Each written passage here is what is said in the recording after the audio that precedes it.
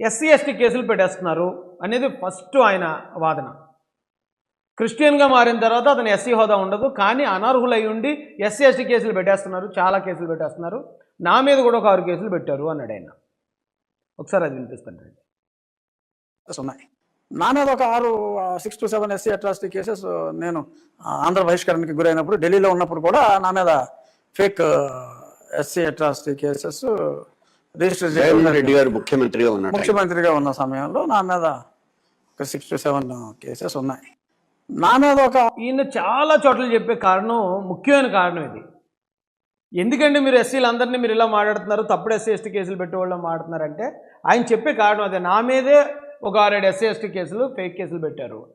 కానీ అదే వీడియోలో మీరు ఆలోచిస్తే జగన్ గారి హయాంలో, ఇప్పుడు త్రిపుల్ గారిది ఒక ఇంటర్వ్యూ చూశాను, ఇదే ఇంటర్వ్యూ అనుకుంటా, వీలైతే మీరు కూడా చూడండి. ఆయన ఎంత దారుణంగా హింసించారో ఆయన చెప్పారు. చెప్పినప్పుడు నాకే చాలా బాధ అనిపించిందండి. అంత పెద్ద స్థాయి వ్యక్తిని, అంత పెద్ద కుటుంబంలో పుట్టిన వ్యక్తిని, ఎవరికి ఎప్పుడు తలవంచని ఒక వ్యక్తిని సడన్గా తీసుకెళ్ళి అంత దారుణంగా హింసించి ఆయన్ని అంత టార్చర్ పెట్టడం నిజంగా అందరూ బాధాకరమైన విషయం అది. ఆ కొట్టేటప్పుడు కూడా వాళ్ళు అన్నారట, నువ్వు అంటే కొన్ని బూతులు వాడుతూ, నువ్వు సీఎం గారు బెయిల్ రద్దు చేయించేంత మగోడువా అంటూ కొట్టారు నన్ను ఆయనే చెప్పాడు. అంటే దాని అర్థం ఏంటండి? ఎవరు కొట్టించినట్టు ఆయన్ని? ఆ కేసులు జగన్ గారి హయాంలో తప్పుడు కేసులో వాళ్ళు పెట్టుంటే ఎవరు పెట్టించినట్టు? జగన్మోహన్ రెడ్డి గారే కదా. ఒకవేళ ఈయన పగబడితే, ఈయన కక్ష తీర్చుకోవాలనుకుంటే, ఈయన ప్రతీకారం చేయాలనుకుంటే ఎవరికి చేయాలి? జగన్మోహన్ రెడ్డి గారికి కదా. ఎందుకు ఇదంతా జరిగింది? ఈయన మీద కేసులు పడినా, ఈయన కొట్టించినా ఎందుకు జరిగింది? జగన్ గారి బెయిల్ రద్దు చేయాలని సుప్రీంకోర్టులో పిటిషన్ వేశాడు. అక్కడి నుంచి మొదలైంది ఇదంతా. పాపం ఆయన బర్త్డే రోజు పూట ఆయన తీసుకెళ్ళి హింసించాడు. ఆయన టార్గెట్ చేయాల్సింది ఎవరిని? తప్పుడు ఎస్సీ ఎస్టీ కేసులు పెట్టించిన జగన్ గారినా, లేకపోతే ఆ ఎస్సీ ఎస్టీ కేసులు ఎవరైతే పోనో ఒకవేళ 6 పెడితే ఆ 6 టార్గెట్ చేసినా కూడా మనం ఎంతో కొంత అర్థం చేసుకోవచ్చు. ఒకవేళ నేనే అంటాను, నాలంటోని ఎరా జగన్ చెప్పారు, నువ్వు మీరు వెళ్ళి తప్పుడు కేసులు పెట్టాలా, మరి తప్పుడు కేసులు పెట్టినప్పుడు మరి ఆయన కూడా చూస్తాడు కదా అని నాలంటి వాళ్ళు చాలామంది అంటాం. జగన్ గారిని ఆయన వదిలేశాడు, ఈ 6 వదిలేశాడు. వదిలేసి ఇప్పుడు మొత్తం ఎస్సీలందరూ తప్పుడు ఎస్సీ ఎస్టీ కేసులు పెడుతున్నారు అన్న దగ్గరికి ఆయన మాట్లాడడం మొదలుపెట్టారు. ఈ ఎంతవరకు న్యాయం అండి ఇది? అయితే నేను ఇంకోటి కూడా చూశాను. మరి ఇందులో ఏంటి అనేది ఒకసారి త్రిపుల్ గారే దీనికి క్లారిఫికేషన్ ఇవ్వాల్సి ఉంటుంది. ఎందుకంటానంటే అండి, ఇది ఇంకో కనుమూరి రఘురామకృష్ణరాజు గారు, ఈయన అఫిడవిట్ ఇది. ఈ అఫిడవిట్లో నేను చెక్ చేశానండి కేసులు ఎన్ని పెండింగ్ ఉన్నాయని. మొత్తం 19 కేసులు పెండింగ్ చూపిస్తుంది దీని మీద. ఈయన ఇచ్చిన అఫిడవిట్లో చూడండి, 19 కనిపిస్తుందా ప్రవీణ్? ఇక 19 కేసులు పెండింగ్ చూపిస్తున్నాయండి. 19 కేసుల్లో ఈయనేమన్నారు, 6 నుంచి 7 ఎస్సీ ఎస్టీ కేసులు పెట్టారు నా మీద అన్నారు. కానీ 6-7 ఎస్సీ ఎస్టీ కేసులు కనిపించట్లేదు దీనిలో. ఈయన మీద ఎస్సీ ఎస్టీ కేసులు 2 కనిపిస్తున్నాయండి. ఒకటి సీరియల్ నెంబర్ 9లో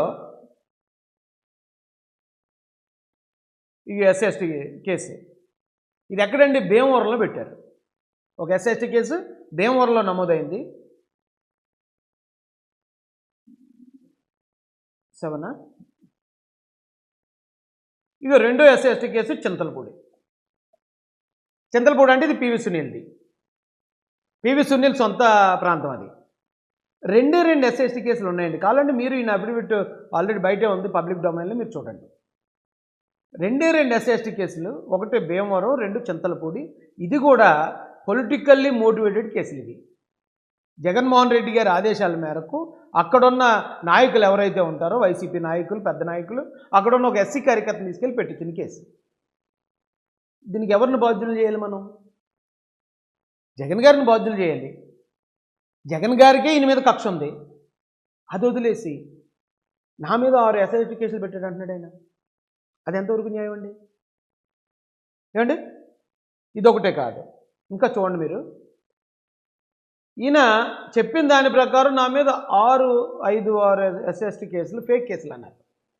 అంటే కేవలం 5-6 ఫేక్ కేసులు, మిగతా కేసులన్నీ ఈ నిజమైన కేసులు అంటారా మరి?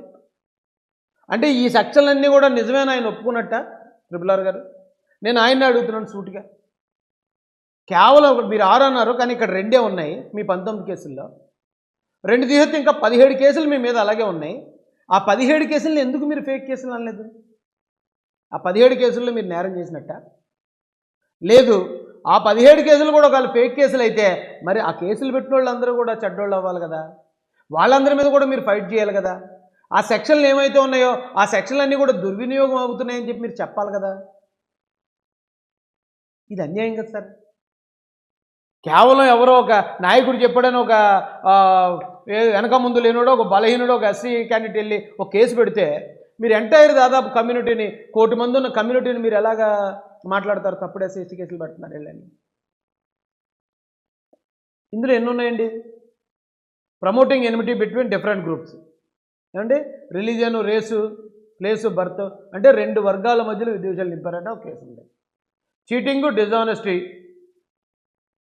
చీటింగ్ కేసు అని ఒకటి ఉన్నదట. పనిష్మెంట్ ఫర్ క్రిమినల్ ఇంటిమిడేషన్ అంటే punishment for criminal breach trust IPC section 505, deliberate and malicious act intending so ఇదేదో చాలా పెద్దది ఉంది. Forgery, purpose cheating, forgery, valuable security, will ETC so criminal breach of trust something. ఇలా CBI కేసులతో సహా చాలా కేసులు మీ మీద మోపబడ్డాయి. ఇన్ని కేసులు మీ మీద ఉన్నప్పుడు అన్నీ ఫేక్ కేసులని మీరు చెప్పాలి. అన్నీ కాకుండా మీరు కేవలం ఎస్ఎస్టీ కేసులే ఫేక్ అంటే మరి కేసులన్నీ ఇందులో మీరు నేరం చేసినట్టు వస్తుంది. అదొక్కసారి మీరు ఆలోచించాలి రఘురామరాజు గారు. ఏమండి, ఎస్సీ ఎస్టీలు మాత్రమే ఫేక్ కేసులు పెడుతున్నారు అనే RRR గారి వాదనని పూర్తిగా విభేదిస్తున్నాను నేను, పూర్తిగా. ఎందుకంటే నా మీద 30 కేసులు పెట్టారు, నేనే ఎస్సీ వాడిని, నా మీద 30 కేసులు అన్నీ తప్పుడు కేసులే. అందుకని ఆ కేసులు పెట్టిన వ్యక్తుల కులాన్నో లేకపోతే ఆ పెట్టిన సెక్షన్లో నేనేం తప్పట్లేను. ఎందుకు? నేను జగన్ గారి మీద పోరాడాను, ఆయన నా మీద నాకు ఇచ్చే పనిష్మెంట్ అది. అలాగే మీరు కూడా జగన్ గారి మీద పోరాడారు, ఆయన మీకు ఇచ్చే పనిష్మెంట్. అందులో ఒకవేళ 2 ఎస్సీ కేసులు ఉండొచ్చు. ఆ మాత్రానికి ఎస్సీ సామాజిక వర్గాన్ని లేకపోతే మతం మారిన ఎస్సీలని ద్రోహులుగా చూపించే ప్రయత్నం, ఇది అన్యాయం అంటాను సార్ నేను. ఎవరైతే వీడియో చూస్తున్నారో వీడియో చూసిన వాళ్ళు కూడా మీరు మీ గుండెల మీద చేతులు వేసుకుని చెప్పండి. ఏమంటే ఇది ఫస్ట్ పాయింట్. సెకండ్ పాయింట్కి వెళ్దామండి. ప్రైజ్ మనీ కోసం ఎస్సీ కేసులు పెడుతున్నారు అంటున్నారు RRR గారు. అంటే ఒక కేసు పెట్టడం వల్ల ఒక 50,000 ఎంతో ఎఫ్ఐఆర్ అయిన తర్వాత వస్తుందండి. కాకపోతే అది వస్తుందని కూడా చాలామందికి తెలియదు. తెలియకుండానే వాళ్ళ మీద జరిగిన దాడి కోసం వాళ్ళు కేసు పెడతారు. పెట్టిన తర్వాత అది ఎప్పుడో చాలా పెద్ద ప్రాసెస్ ఉంటుంది, కలెక్టర్ దగ్గర నుంచి రావాల్సి ఉంటుంది. కానీ కేసులన్నీ కూడా ప్రైజ్ మనీ కోసమే పెడుతున్నారు అన్నట్టు ఆయన కొంచెం కించపరిచి మాట్లాడారు ఎస్సీసీ. ఈ రాష్ట్రంలో చుండూరు ఘటనలో దాదాపు 10కి పైగా మందిని చంపేస్తే, నరికి ముక్కలు కట్టి శవాల్ని గోను సంచులో కట్టి ఇసిరేస్తే దానిలో ఒక్కడికి కూడా శిక్ష పడలేదండి, ఒక్కడికి కూడా. కేసులు వేసేవారు, దానికి ఏదో ప్రైజ్ మనీలు ఉన్నాయి, అన్నీ ఉన్నాయి. సో ప్రైజ్ మనీ కోసం కావచ్చు, ఎవరినైనా భయపెట్టడానికి కూడా ఎక్కువగా జరిగింది కూడా అదే. సో ఆ రకంగానే జరిగినాయి. అర్హతలే ఒకసారి ఆలోచించండి. ఒకవేళ మీ మీద కనీసం 6 కేసులు 7 కేసులన్న ఎస్సీలు ఉండుంటే సరే, ఇంకా కోపం వచ్చి ఉంటుంటుందిలే, అన్ని తప్పుడు కేసులు పెడితే ఎవరికన్నా కోపం వస్తుందిలే అని నాలంటూ నేనే చెప్తాను. సరే మరి ఆయన కేసులు పెట్టారు కదా, ఆయనకు ఆ కోపం వచ్చిందిలే. ఎందుకంటే ఇప్పుడు నేనే చెప్తున్నాను కదా, పివి సునీల్ అనే వ్యక్తి ఆయన్ని చాలా హింసించాడు, ఆ కారణంగా ఆయన మొత్తం ద్వేషం నింపుకున్నాడు మన మీద, అందుకే ఆయనకు ఆ కోపం వచ్చిందని చెప్పి నేనే చెప్తున్నాను కదా. అంటే కనీసం మీ మీద ఉన్న ఈ 2 కేసులే కదా, 2 కేసులు, అది కూడా జగన్ గారు పెట్టించినాయి కదా. జగన్ గారు పెట్టించిన కేసులకి ఈ ఎస్సీ కమ్యూనిటీని ఎందుకు ఇంత టార్గెట్ చేస్తున్నారు? ఇది న్యాయమేనా అని అడుగుతున్నాను నేను. మీ మీద ఇంకా 17 కేసులు ఉన్నాయి. మరి ఆ 17 కేసులు పెట్టిన వాళ్ళందరూ ఉత్తములా? వాళ్ళందరూ మంచోళ్ళు, వాళ్ళందరూ నిజాయితీ పరులా? ఆ పెట్టిన అన్ని కేసుల్లో కూడా మీరు నేరం చేశారా? ఒకసారి మరి అది కూడా ఆలోచించండి. రెండోది, రిజర్వేషన్ కోసం వస్తున్నాడు ఆయన. ఎస్సీలుగా పుట్టిన వాళ్ళు ఎవరైతే ఎస్సీ కులాలు ఉన్నాయో వాళ్ళు మతం మారితే వాళ్ళ ఇది పోతుంది, కాబట్టి వాళ్ళు రిజర్వేషన్ వాడుకోవడానికి వీల్లేదు అని ఈయన ఇన్వాల్వ్ అయ్యారు. యాక్చువల్గా ఈయనకి సంబంధం లేని విషయం అది. నిజానికి ఈ విషయంలో వాళ్ళు ఎవరన్నా బాధ వ్యక్తం చేయాలి అంటే, ఎవరన్నా దళిత హిందువులు ఏమంటే మేము దళిత హిందువులుగా ఉన్నాం, రాజ్యాంగంలో ప్రెసిడెన్షియల్ ఆర్డర్ ద్వారా మాకు మాత్రమే రిజర్వేషన్లు అని పెట్టారు, కానీ కొంతమంది చర్చికి వెళ్ళే వాళ్ళు కూడా రిజర్వేషన్ వాడుకుంటున్నారు, కాబట్టి మాకు న్యాయం చేయండి అని కానీ, లేకపోతే మేము పోరాడతామని కానీ వాళ్ళు రావాలి ముందుకి. రాజుగారికి అందులో ఏ సంబంధం లేదు. అలా అంటే రాయేష్ రాజ్యాంగాన్ని ఎవరన్నా ఇది చేస్తున్నప్పుడు ఎవరన్నా అడుగుతారయ్యా అంటే అడగకూడదండి. ఎందుకంటే మేము అడగట్లేదు. అడిగితే ఎంత బాధగా ఉంటుందో చిన్న ఎగ్జాంపుల్ చెప్పనండి. ఇప్పుడు ఎవరు ప్రతి ఒక్కడు చేసే పని అది మంచిది కావచ్చు, చెడ్డది కావచ్చు, ఒక కారణం ఉంటుంది. ఆ కారణం ఉన్నప్పుడు అది మంచి పనా చెడ్డ పనా అని నిర్ణయించాల్సింది పోలీస్ స్టేషన్లు, కోర్టులు, వ్యవస్థలు ఉన్నాయి, అవి చూసుకోవాలి. అలా కాకుండా పక్కోడు వెళ్ళి నువ్వు తప్పు చేస్తున్నావు, ఇప్పుడు ఎవడో ట్రిపుల్ రైడింగ్ చేస్తున్నారండి, ఆపితే పోలీస్ అయినా ఆపాలి. అంతేగాని మనం వెళ్ళి ముగ్గురు వెళ్ళడం నేరం కదా నేను ఆపేస్తానని చెప్పి మనం ఆపేమనుకోండి ఎలా ఉంటుంది. మొన్న ఏదో ఒక సీన్ చూశాను నేను. ఒక బైక్ మీద ఉన్నాడు బైకర్, రాంగ్ రూట్లో వస్తున్న బస్సును ఆపేశాడు ఎదురుగా బైక్ పెట్టి. ఆ బస్సులో దాదాపు ఒక 60-70 మంది మనుషులు ఉంటారు. వాళ్ళందరూ ఇబ్బంది పడుతున్నారు. ఇబ్బంది పడినా కూడా రాంగ్ రూట్లో వస్తున్నాడు కాబట్టి బైక్ అడ్డుపెట్టి చాలా హీరోయిజంగా ఆపాడు. అది బాగా వైరల్ అయింది. బాగా వైరల్ సూపర్ ఆపాడు, రూల్ కోసం నిలబడ్డాడు, అది ఇది చాలా గొప్పగా పొగిడారు. అది పొగిడిన గంటకే అదే బైక్ మీద దాదాపు 10-15 చలానాలు ఉన్నాయట. ఓవర్ స్పీడు, ట్రాఫిక్ రూల్స్ని అతిక్రమించటం. ఇంతకీ ఆ బస్సు మీద ఉన్న ఈ 3 చలానాలు. ఆ బస్సుని నువ్వు అన్యాయంగా వెళ్తున్నావు అని ఆపినోడికి మీద 14-15 చలానాలు ఉన్నాయి. అప్పుడు అందరూ మళ్ళీ చేయన్నారు అతన్ని. నువ్వే రూల్స్ పాటించవు కదా, నువ్వే ఇన్ని చలానాలు ఉన్నాయి, నువ్వేలాగా అంత ఓవర్ యాక్షన్ చేసావు, అక్కడ 70 మంది ఇబ్బంది పడ్డారు కదా అని ఎవరైతే అంతకుముందు పొగిడారో వాళ్ళే తిట్టారు. ఎందుకు?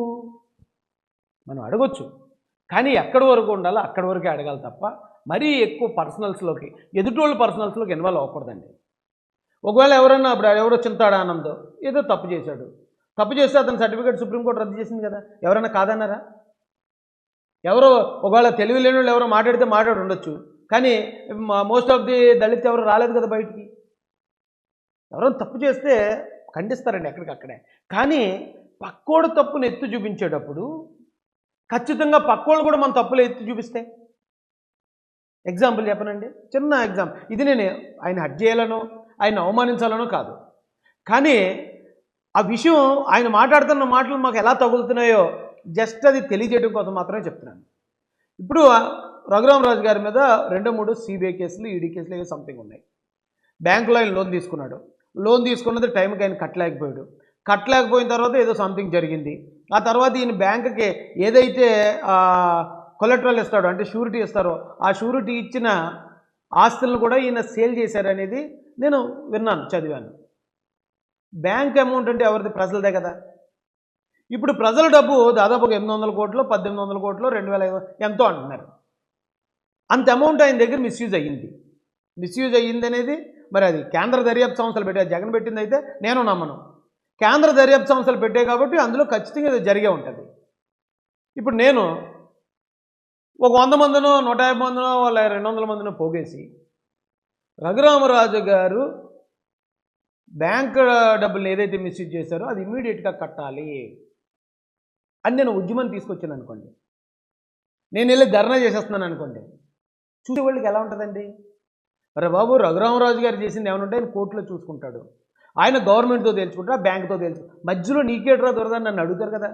అడుగుతారు అడగదా చెప్పండి. ఇప్పుడు రఘురామరాజు గారు అడిగేది కూడా అలాగే ఉందండి. ఆయన నువ్వు మతం మారినోడు నువ్వు ఈ సర్టిఫికేట్ ఎలా తీసుకుంటావు, నువ్వు మతం మారినోడు ఎస్ఎస్టీ కేసు ఎలా, ఇప్పుడు ఈయనే అన్నాడు చింతాడు ఆనంద్ పాల్దే ఆల్రెడీ సుప్రీంకోర్టు వచ్చేసింది, ఈయన 2 కేసులు కూడా ఒకవేళ పెట్టినోళ్ళు క్రిస్టియన్స్ అయితే కేసులు పోతాయి కదండి. పక్కోళ్ళ విషయాల్లోకి మనం అంత ఎక్కువ ఇన్వాల్వ్ అవ్వకూడదు. ప్రతి ఒక్కరికి వాళ్ళు అలా ప్రవర్తించడానికి ఏదో ఒక కారణం ఉంటుంది. ఆ కారణాన్ని ఒకవేళ తప్పు అయితే వాళ్ళు ఒప్పుకుంటారు, తప్పు కాదనుకోండి వాళ్ళు నిరూపించుకుంటారు. పక్కనోళ్ళు మనం జడ్జిమెంట్ ఇవ్వకూడదు, అస్సలు ఇవ్వకూడదండి.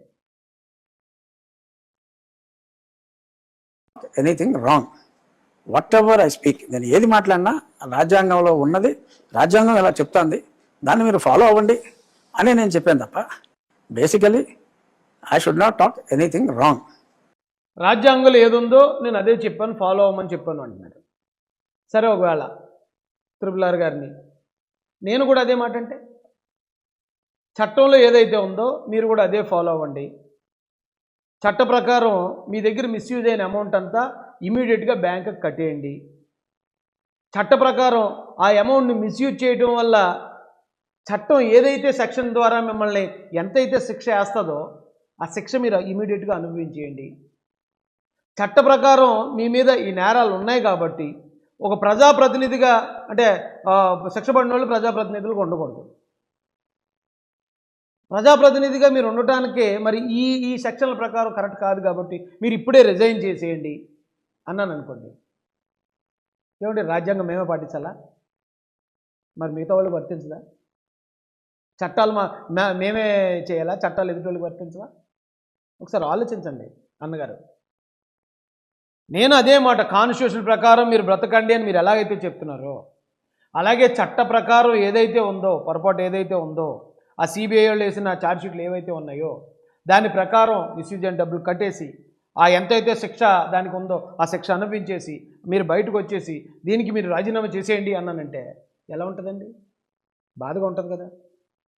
అది మేము అక్కడ ఏదో జరిగింది, ఏం జరిగిందో నాకు తెలుసు, నేను చూసుకుంటాను, నా నిర్దోషత్వాన్ని కోర్టులో నిరూపించుకుంటాను, నీకు సంబంధం ఏంటి రాజేష్ అంటారు కదా. మరి ఈ విషయంలో మీకు ఎందుకండి? మీరు ఎందుకు ఇన్వాల్వ్ అవుతున్నారు? మీరెందుకు రాజ్యాంగం ప్రకారం బ్రతకండి అని ఒక్క దళితులకు మాత్రం ఎందుకు చెప్తున్నారు? ఎవరు బ్రతికేస్తున్నారండి అంత అలాగే?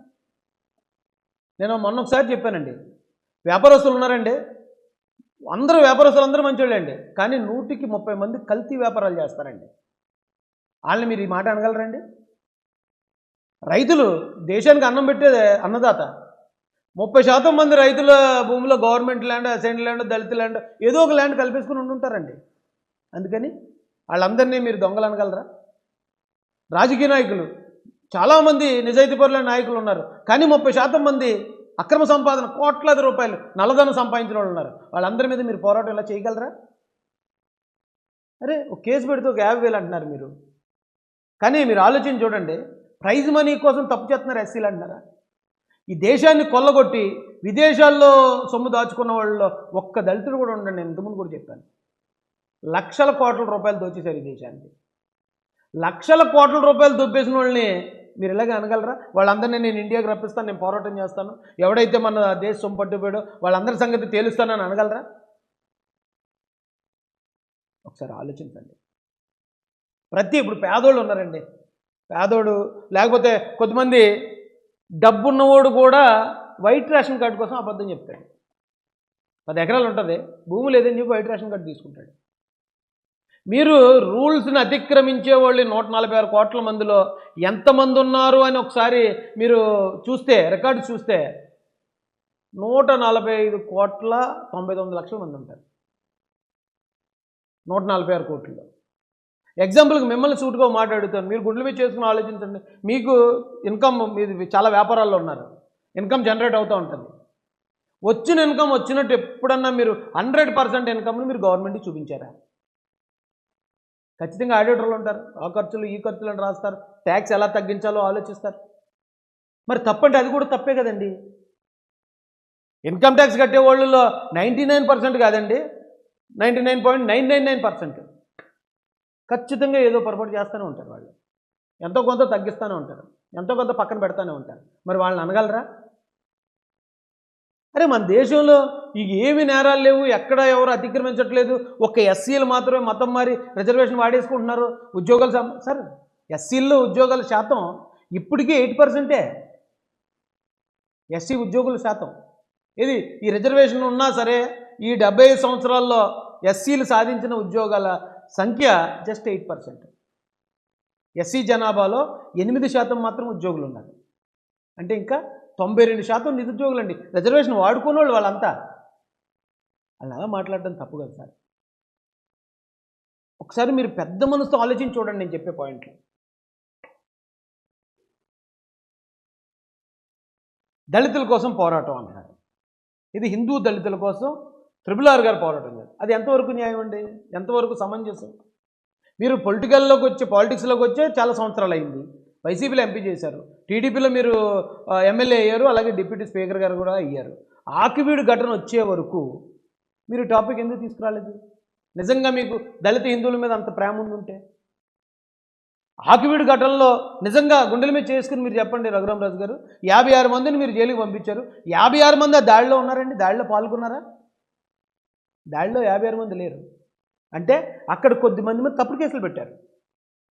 మరి కొద్ది మంది మీద తప్పుడు కేసు పెట్టారన్నంత మాత్రాన మిమ్మల్ని తప్పట్టగలిగామా? తప్పట్టామా మేము? ఎందుకు గొడవకి వెళ్ళారని వాళ్ళని తిట్టాను తప్ప మిమ్మల్ని ఏం మేము తప్పట్లేదు కదా. మరి ఇక్కడ ఎలా చేస్తారు సార్ మీరు? దళితుల కోసం మీరు పోరాటం అంటే అదే చెప్తున్నాను ఎగ్జాంపుల్. మీరు దళితుల కోసం పోరాడితే ప్రజాధనం కోసం నేను పోరాడతాను అన్నానంటే అది ఎంత కామెడీగా ఉంటుందో ప్రజలందరికీ. అలాగే మీరు దళిత హిందువుల హక్కుల కోసం దళిత క్రైస్తవుల మీదో లేకపోతే దళితుల మీద పోరాడతానంటే నిజంగా అంతే కామెడీగా ఉంటుంది సార్. హానెస్ట్గా చెప్తున్నాను, మీకు రెస్పెక్ట్ఫుల్గా చెప్తున్నాను. మీకు ఇది అనవసరం అండి ఈ టాపిక్. మీకు ఎంతోమంది అభిమానుల్ని ఒక రంగం దూరం చేసుకుంటున్నారు మీరు. ఓకే, దళితుల్ని తిడితే లేకపోతే దళితుల మీదకి ఇలా ఇబ్బంది పెడితే ఎవరైనా మిమ్మల్ని అభిమానించే వాళ్ళు ఉన్నారు అనుకుంటే మీ ఇష్టం, నేనేం కాదన్నా. మీకు అక్కడ అభిమానులు ఎక్కువ దొరుకుతున్నారు అనుకోండి, దళితులు అంటే వ్యతిరేకించేవాళ్ళు, దళితుల్ని చులకనగా చూసేవాళ్ళు, దళితుల్ని ఎవరన్నా మీలాంటి వాళ్ళు అంటూ ఉంటే లేకపోతే ఇబ్బంది పెడతా ఉంటే మీకు అభిమానులుగా మారేవాళ్ళు ఉన్నారనుకోండి, మీరు చేయండి. రాజకీయంలో జనం కావాలంతే. కులం పేరుతో చేస్తామా, మతం పేరుతో చేస్తామా, ప్రాంతం పేరుతో చేస్తామా అనేది ఎవరు పట్టించుకోవట్లేదు కదండి. మీరు హ్యాపీగా చేయండి, మీ పోరాటం మీరు చేయండి. మా పోరాటం మాకు అలవాటే కదండి, బ్రతుకు పోరాటం. మా పోరాటం మేము చేసుకుంటూ వెళ్తాం. లేదు అని మాట్లాడాల, టైటిల్ అలా వేసేసుకుంటున్నాను. నేను మాట్లాడింది, నేను దళితుల పక్షాన పోరాడుతున్నా. దళితులకు దక్కవలసిన రిజర్వేషన్ల ఫలాలు వారికి దక్కకుండా అర్హత లేని, రాజ్యాంగం ప్రకారం అర్హత లేని వ్యక్తులకి అందుతున్నాయి. దీనివలన దళితులు అంటే హిందూ మతాన్నే అంటిపెట్టుకుని ఉన్న దళితులు, హిందూ మతంలో ఉన్న కుల వివక్ష గురించి ఈ అవసరం వచ్చిందనేది రాజ్యాంగంలోని 341వ అధికరణం అంటే మీకు పురాణాలు చెప్పేంత తెలివితేటలు నాకు లేవండి. కానీ మీరన్నట్టు హిందూ మతంలో కుల వివక్ష అంటున్నారు చూడండి. హిందూ మతం పేరుతో కొంతమంది కుల వివక్ష తీసుకొచ్చారు తప్ప హిందూ గ్రంథాల్లో ఎక్కడ కుల వివక్ష లేదండి.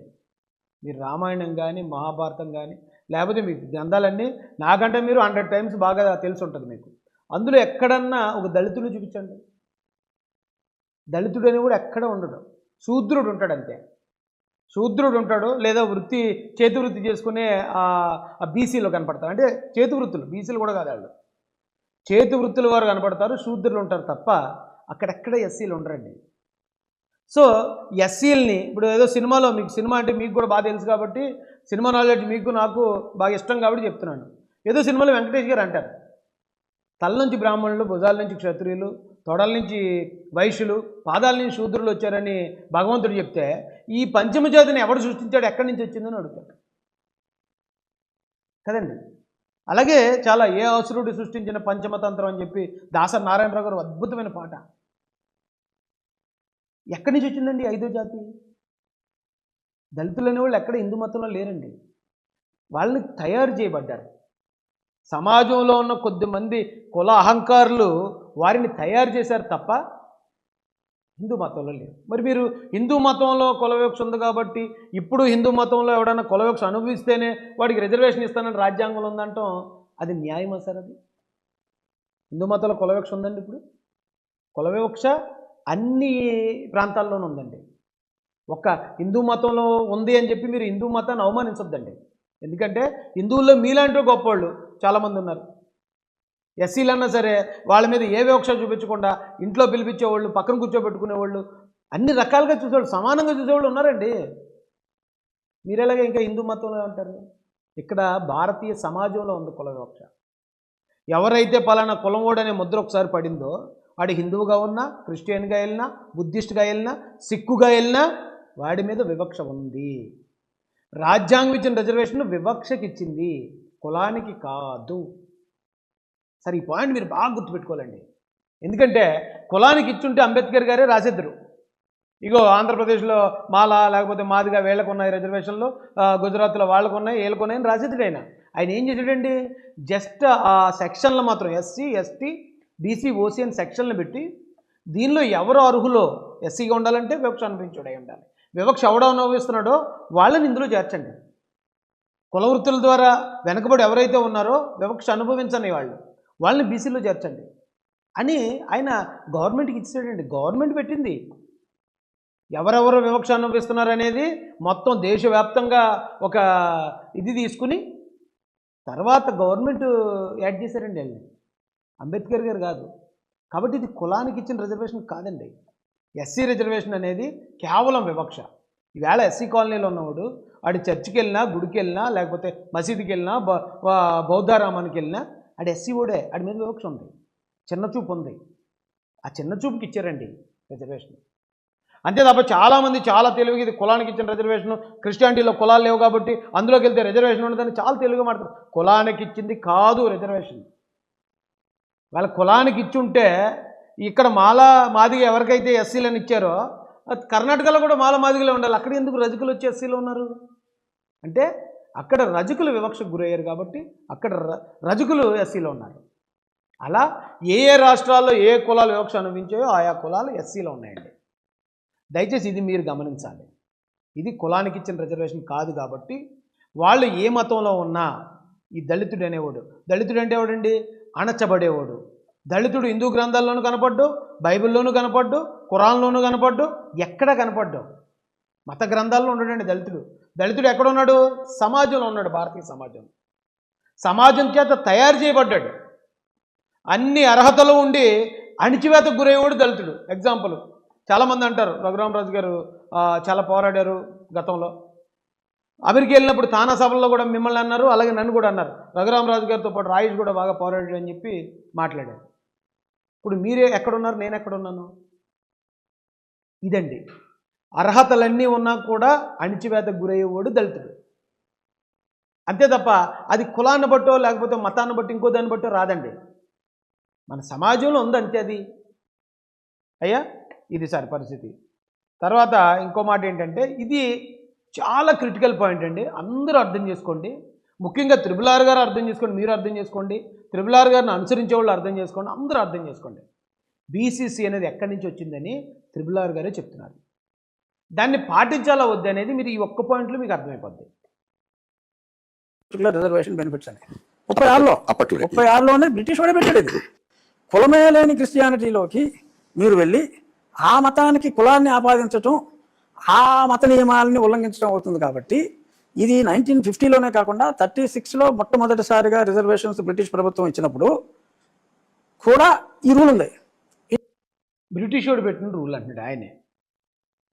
బ్రిటిష్ వాడు అన్నాడట ఎస్సీలు ఎవరైనా క్రిస్టియానిటీలో పోతే వాళ్ళకి రిజర్వేషన్ వర్తించదని 1936లో పెట్టాడు అన్నాడు ఆయనే. నేనేమనలేదు. మీరు చెప్పండి పెద్దలు, బ్రిటిష్ వాడు పెట్టిన రూల్ మనం పాటించాలా, అంబేద్కర్ గారు పెట్టిన రూల్ పాటించాలా? అంబేద్కర్ గారు 1949 నవంబర్ 26న ఆయన రాజ్యాంగం కంప్లీట్ చేసి ఇచ్చినప్పుడు బ్రిటిష్ వాడు పెట్టిన రూల్ని తీసేసాడు ఆయన. బ్రిటిష్ వాడు పెట్టిన రూల్ ఏదైతే ఉందో ఇక్కడ దళితుడిగా పుట్టినోడు ఆడు ఏ కులంలో ఉన్నాడు చచ్చేదాకా ఆడి మీద వివక్ష ఉంటుంది. కాబట్టి ఈ మతం అనేది దానికి వర్తించదని బ్రిటిష్ వాడు పెట్టిన రూల్ని అంబేద్కర్ తీసేశాడు. ఆయన తీసేసిన తర్వాత ఆయన రాజ్యాంగం వీళ్ళ చేతిలో పెట్టిన తర్వాత ఒక 6 నెలల తర్వాత అనుకుంటాండి మళ్ళీ ఆ బ్రిటిష్ వాడు పెట్టిన రూల్ని తెచ్చి ఇక్కడ పెట్టారు. ఇది మరి మామూలుగా బ్రిటిష్ వాడు ఏదైనా చేస్తే ఆయన్ని ఎవరైనా సమర్థిస్తే ఆడిని దేశద్రోహం అంటారు కదా. మరి ఇక్కడ బ్రిటిష్ వాడు పెట్టిన రూల్ని ఎవరో ఒకవేళ ప్రెసిడెన్షియల్ ఆర్డర్ ద్వారా పెట్టారనుకో వాళ్ళని దేశద్రోహులు అనాలి కదా. లేదు బ్రిటిష్ వాడు పెట్టిన రూల్ బాగున్నది అంటే మరి బ్రిటిష్ వాడు పెట్టిన అన్ని రూల్స్ ఉండాలి కదా. అప్పుడు అన్ని రూల్స్ మంచివి అయితే బ్రిటిష్ వాడు చాలా గొప్పవాడని చెప్తున్నారా ఏంటి మీరు? ఈ దేశాన్ని ఆడే కాపాడాడు లేకపోతే ఈ దేశాన్ని బాగు చేశాడు, ఆడు పెట్టిన రూల్స్ అన్నీ చాలా గొప్పవి అంటున్నారా మీరు? చాలా జాగ్రత్తగా ఆలోచించండి. ఒక అద్భుతమైన పాయింట్ ఈరోజు త్రిపుల్ ఆర్ గారి ద్వారా బయటకు వచ్చింది. బీసీసీ అనేది అంటే మతం మారిన దళితుడికి రాజ్యాంగం ఇచ్చే రిజర్వేషన్లో లేకపోతే ఈ బెనిఫిట్స్ ఏమి వర్తించమన్నదే బ్రిటిష్ వాడట. ఆడి పెట్టిన రూల్ మమ్మల్ని పాటించమంటున్నారు. బ్రిటిష్ వాడి రూల్ మేమెందుకు పాటించాలండి? అసలు బ్రిటిష్ వాడు పెట్టిన రూల్ని వీళ్ళు అడ్డగోలుగా అడ్డదారిలో ప్రెసిడెన్షియల్ ఆర్డర్ ద్వారా యాడ్ చేయడం ఏంటండి? అసలు అంబేద్కర్ గారు ఒకవేళ ఆయన అది కరెక్టే అనుకుంటే ఆయనే పెట్టుండేవాడు కదా. అంబేద్కర్ గారినా తెలివైన వాళ్ళు వీళ్ళు, వాళ్ళకన్నా దేశం గురించి గొప్పగా ఆలోచించేసేవాళ్ళు. అంటే బీసీసీ అనేది అంబేద్కర్ గారికి వ్యతిరేకం అండి. అందుకే ఆయన తీసేశాడు. 36లో నుంచి బ్రిటిష్ వాళ్ళు పెట్టింది ఉన్నప్పుడు మరి అది అలాగే యాజ్ ఇట్ ఈజ్ కంటిన్యూ చేయకుండా ఆయన ఎందుకు తీసేశాడు? ఆలోచించండి. బ్రిటిష్ వాళ్ళు పెట్టిన రూల్ మేము పాటించలేమండి. ఎస్సీలు ఎవరు పాటించరు. ఒకవేళ ఓకే, ఇందులో ఎస్సీల్లో అందరూ మంచోళ్ళు అంటలే, క్రిస్టియన్గా మారిన వాళ్ళు అందరూ మంచోళ్ళు అంటలేదు. ఎందుకంటే కొద్దిమంది వరస్ట్ బ్యాచ్ తయారైపోయింది ఇప్పుడు. వాళ్ళు అత్యంత నీచంగా ఇతర కులాలని ఇతర మతాలని హట్ చేస్తున్నారు. అలాంటి వాళ్ళు చట్టపరంగా మీరు ఏ చర్యలు తీసుకోండి, మేము వస్తాం మీతో పాటు.